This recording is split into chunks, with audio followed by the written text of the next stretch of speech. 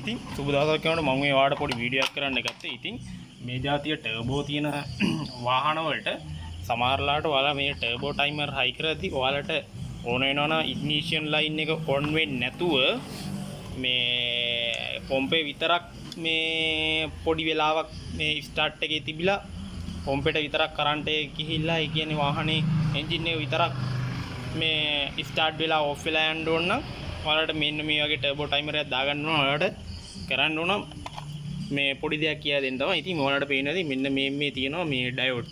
මේ ඇවිල්ලා මේක ඇවිල්ලා ඩයෝඩ් එකක්. ඔයාලට කඩේ නෝමල් ඩයෝඩ් එකක් වුණත් අර 5 ඇම්පියර් මේ 10 ඇම්පියර් වගේ 5 ඇම්පියර් වගේ ඩයෝඩ් එකක් පාවිච්චි කරලා ඒ වැඩේ කරගන්න පුළුවන්. ඉතින් මේ තියෙන්නේ ඔරිජිනල් ජපන් ඩයෝඩ් වාහන වලට එන. ඉතින් මෙන්න මේ වගේ ජපන් ඩයෝඩ් එකක් කරා මේ වගේ දෙකේ චොකට් එකකට ගහලා ඔයාලට මෙන්න මේ පේනවා ඇති මේ ඉග්නිෂන් ඒ කියන්නේ පොම්පෙට යන රිලේ එක.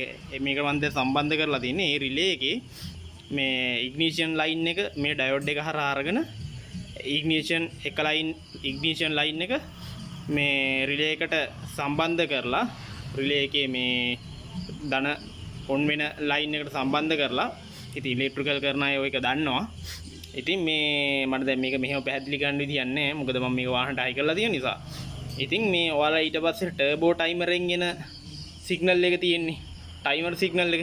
ඒ සිග්නල් එක මේ හයි කරන්න ඩයෝඩ් එක හරහා රිලේ එකට සම්බන්ධ වෙන මේ ලයින් එකත් එක්ක සම්බන්ධ කරලා මේ ඔයාලා ටර්බෝ ටයිමර් හයි කරන්න. එතකොට මේ ඩයෝඩ් එක තියෙන හින්දා ඉග්නිෂන් ලයින් එකට අහපව් මේ අනිත් පැත්තට කරන්ට් එකක් යන්නේ.